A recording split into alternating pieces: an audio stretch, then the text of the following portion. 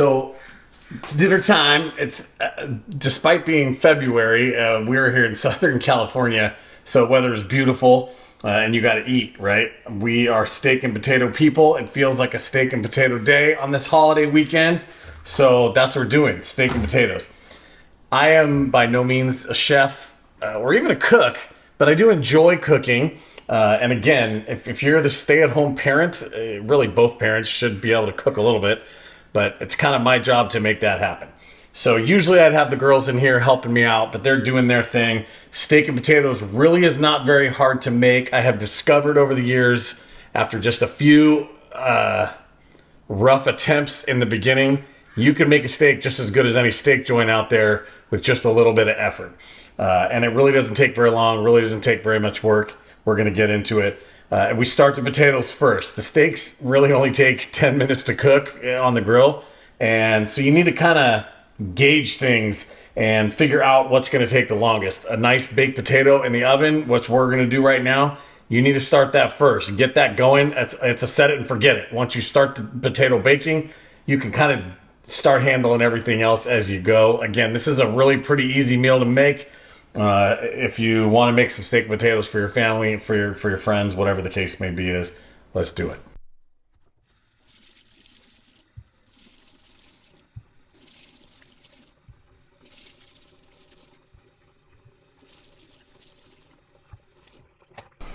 So after you wash the potatoes, you're going to want to dry them off because oil and water do not mix, right? And make sure your oven's running. So you want to make sure your oven is on 350. So I'm going to cook these for a little bit more than an hour at 350. And make sure you take your steaks out. This is a great time to take your steaks out. Take the plastic off and just let them sit. These steaks are about an inch thick. These are bone-in ribeyes because guess what? I like ribeye. The rest of my family doesn't. They're more New York steak people. But bone-in ribeye was what's for sale. So yeah, take your steaks out and let them sit. I'm gonna let these things sit until they're room temperature, but at least 30, 40 minutes at least. They can sit out for an hour if they're about an inch thick, and you'll be just fine. So while you're doing all that, oil your potatoes up. I use this big giant fork. It's really a serving fork because it's easier. And I poke 3 sets of holes on each side. This is important because you want some of that juice to be able to run out. That's what makes your potato nice and fluffy on the inside.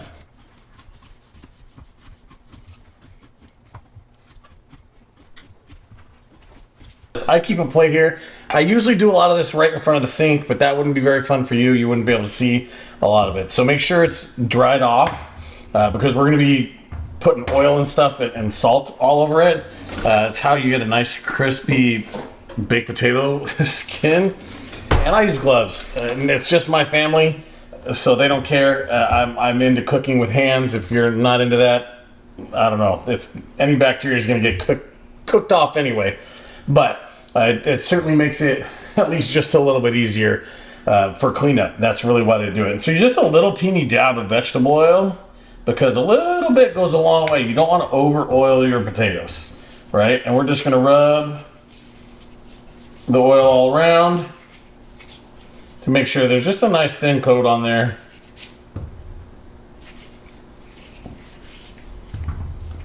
Super simple, right?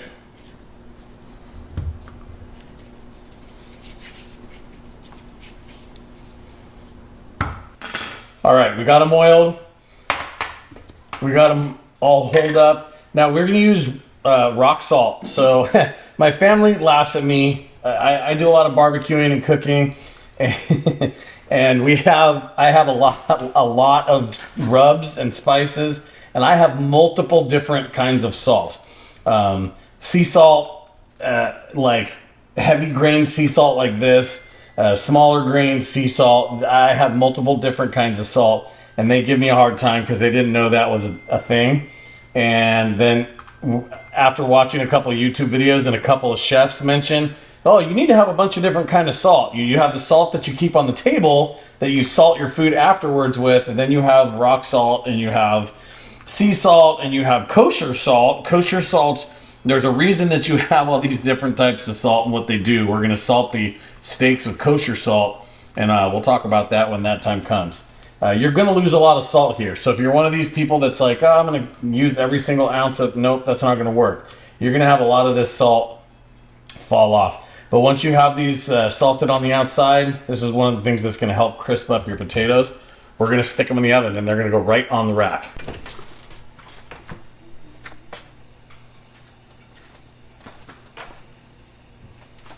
So I would suggest putting a little, just a small sheet pan underneath these if you don't have this stuff. This is just this material that I keep when I'm doing stuff like this, so anything that drips doesn't drip on the bottom, keeps you from having to wash your oven like every 2 weeks, which is horrible. We hate that. So there they go. So our potatoes are in. That's going to be about an hour. I am going to set the timer on my oven because it doesn't really matter. I'm going to be watching the clock for the whole next hour, monitoring a bunch of these things. This is why I wear gloves, because you don't get oil all over the place and try to wash oil off, and that's a huge pain. So you got your steaks warming up to room temperature, your potatoes are in. The salad and just the vegetables take like 5 minutes. So if you kind of keep all this stuff in your head while you're making dinner, what thing takes the longest, when do I need to start everything else, so everything ends at the same time, right? You want your steaks to be ready at the same time your potatoes are ready, at the same time your vegetables are ready, so nothing really gets too cold. It's really not that hard to do once you've made the meal a few times, but I think that it's important. So while we wait, we're gonna go fire up the grill, get that nice and hot. We're gonna start that in about 10 minutes because again, these steaks will really only take 15 minutes with a nice hot grill. So really you got half an hour to just sit around. You guys will see that start right now. All right, the potatoes are going. They've been in there for about 20 minutes or so. It's time to light up the barbecue because we want it to get nice and hot for the steaks. So we're gonna do that. Now I'm using gas today. If you can see, I'm a big fan of charcoal and wood cooking. I'm just feeling lazy today and I can make just as good of a steak on my gas grill. So we're gonna fire it up so we can get it all cleaned up, get it hot and ready to go. And this beauty has been with me for, gosh, almost 10 years. And the little automatic clicker thing no longer works. So we gotta use this. I would love to replace it with something better. Sorry about all the noise, by the way, and the wind. I don't have a fancy little microphone yet. We're working on that. But it's been a great grill. I would love to replace it with something a little bit bigger. Again, I don't use gas all that much, especially during the summer. But when I do, it's if I'm just making hot dogs and burgers for the family, you know, it's nice to have a bunch of space. But I don't have that. So we got it hot. We're going to leave it on hot. We're not going to use all 3 burners. And that's going to come up when you're cooking a steak. We're not going to use all 3 burners, but we're going to heat up the grill and make sure the whole grill is hot. By the way, pro tip, not a pro tip because I'm not a pro, but excellent tip for you to remember. Mediocre guy tip. Get yourself a couple of insulated cups. I don't care what you're drinking out of your cup, whether it be ice water or soda or whatever the case may be. Having an insulated cup, you can stick it, you know, when you're working on the grill, you can stick it by the grill and it stays cold. Thank you very much. I'm a Hydro Flask fan, although we've switched over to Stanley. Unfortunately, we're not sponsored by either of those, since that's what we have to say on YouTube, right? But these cups are fantastic. Get one of them, Yeti, whatever the case may be, is because your drink will stay cold while you're barbecuing. All right, potatoes going. The grill is on. It's time to season our steaks so we can get them on the grill. It really only takes, you know, a cut that's about an inch thick of steak like this. Now, I like my steaks. My family likes our steaks right around the medium rare to medium range. But it really does not take a whole lot to get it to get them cooked up. But you do want to allow at least 10 to 15 minutes for them to rest.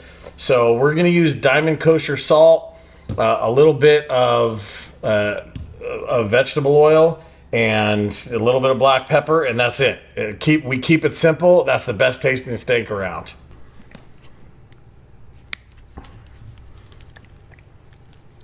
Not a ton, just enough to kind of lube it up a little.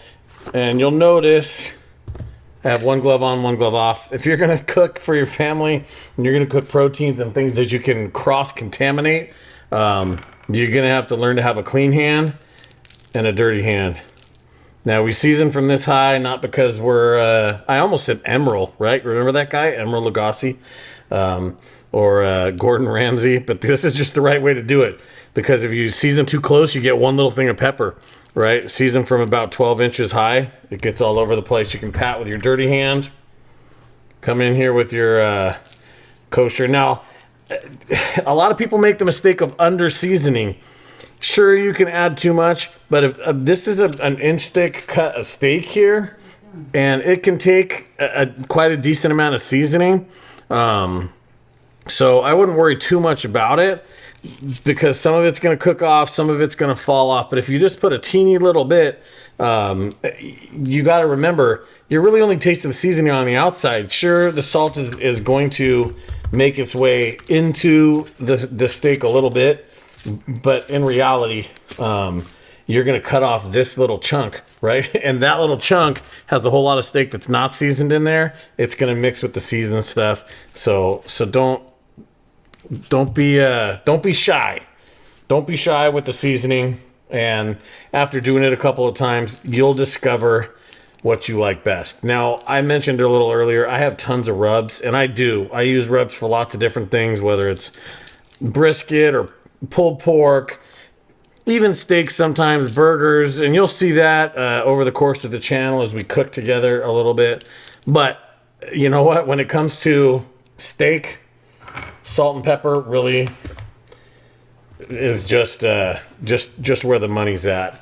Some people like, the steak seasoning. I even forget what it's called because I don't use it. Morton's steak seasoning, right? And they use that, and that's great. Use what you like. Cook with what you like. Season things how you like. We're not super into tons and tons of spices here in this house, so I don't cook things all that spicy. But I kind of like the taste of the meat, so we don't over season it with different things. But you cook with what you like, you figure out the seasonings you like, and the beauty is once you kind of figure that out, you can kind of start trying to play around. I like salt and pepper. I want to try a little salt and pepper and garlic, SPG, right? Whatever it is, you figure it out. You cook. These will sit for another 5 minutes. We'll get them on the grill. All right, now the grill's nice and hot. Look at that. And you want that because we're going to sear our steaks first. I did turn this burner off, so we have hot zone and a cold zone. It's not cold, obviously, but there's no flame or direct heat happening here. So it's as simple as this. In our hot zone, we're going to sear these for a couple of minutes on each side. You should hear that noise when you put your steaks on.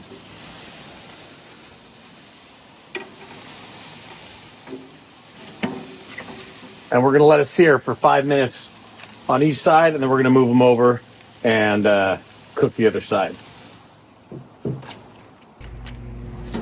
All right, we're searing them. A little bit of flame is not a bad thing. This grill probably needs to be cleaned just a little bit. That's the fat burning, no big deal. Okay, that's part of the sear process anyway. We want it nice and hot so you got your nice grill marks here. But we're gonna get it up to temperature, move it over, or get it seared on both sides for just a couple of minutes. Move it over to the cold side and bring it up to about 145, 150, which is right about medium rare. Medium rare is 145. Medium is 160. We like it at about, if I pull them at 150, by the time we eat them, it's going to be 155. It'll still be a little bit pink inside. Perfect.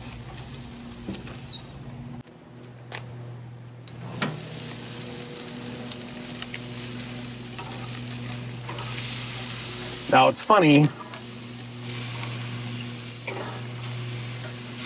When I started cooking steaks, I was not very good at doing this and knowing where it's at. Now, all the fat will burn off here, but now you can kind of touch it. The more you cook it, honestly, the more you're going to get used to what the steak you like feels like. Now, we like to keep it simple here with vegetables, and some of my children actually like broccoli a lot. I do not have a fancy way of steaming them. I do have a fancy way of steaming them. That's wrong.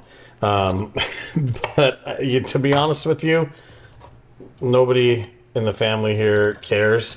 So we like broccoli and basic stuff. and we steam them in the microwave. And I know you can yell at me down in the comments. I am fully prepared to take your yelling at.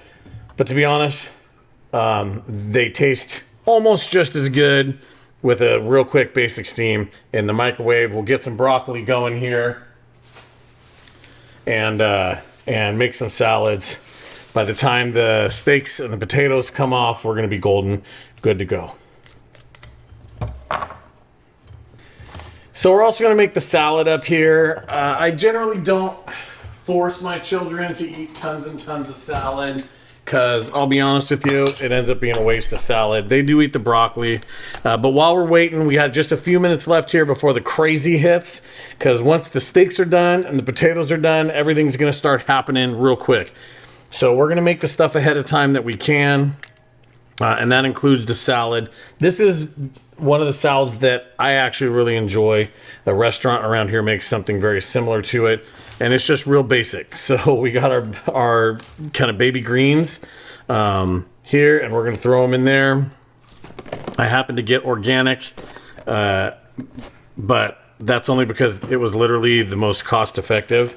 We do not buy organic. I am the only one who will eat cheese in their salad, but a little bit of gorgonzola on there. I think that's delicious. I'll make some of my kids. I have one kid. The middle child likes to try things. Nobody else really does, and my wife just doesn't like cheese all that much. And I usually use candied pecans, but this is what they had. So this is honey roasted pecans. We're gonna try it out. We'll see how it goes. I'll let the kids decide what they like a little bit. So we'll just put a little bit of nuts on there, and that's it, right? Keep it simple, stupid. It doesn't have to be crazy. I'm gonna leave these out for the kids if they want to add some to theirs. I am gonna make them eat lettuce because I'm like that. And I put raspberry vinaigrette. This is one of the only dressings that I'll eat. I have like a dressing issue. I do not eat dressing, but we're gonna leave this off to the side. We'll put the dressing on right before the steaks come out. Now you're all ready to go. So when the crazy happens, you're ready. You're ready to get everything. If you ever worked in a restaurant, which I have, you know that you're just running around crazy for a couple hours. Well, I only have one meal. So there we go. Steaks will be off soon. Can't wait.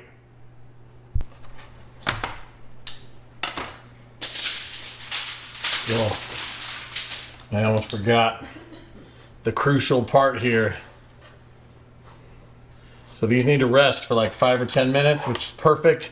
Gives us just enough time to get everything else going. So what you're gonna do, again, maybe we'll call this an amateur tip, right? This is not a pro tip because I'm not a pro. Amateur tip, get a little pat of butter. Some people use garlic butter. Regular butter works good enough for me. Just let it sit there, right? Because these steaks are 150 degrees. It's gonna melt that butter. We're gonna cover it up. We're gonna start getting everything else ready to go. While we do that, we're gonna start up the broccoli, veggies, fresh.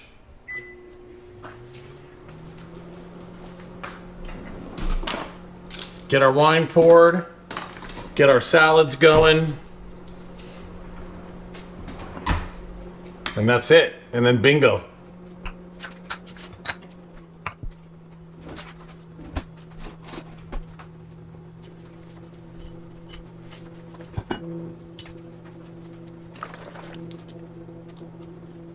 Yeah.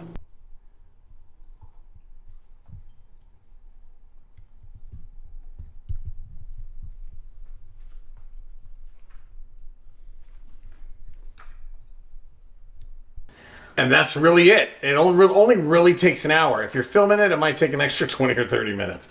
But it really only takes an hour to make what you just saw. And I guarantee you, after a few tries, you can do this. Once you learn really the couple of tricks that we mentioned here, you can do this. And for that meal right there that we're all about to eat, you'd probably pay $150 for. That's not an exaggeration, at a nice steak joint. Or you can go to your local Stater Brothers and eat it for about $15 a plate. Easy peasy. Enjoy.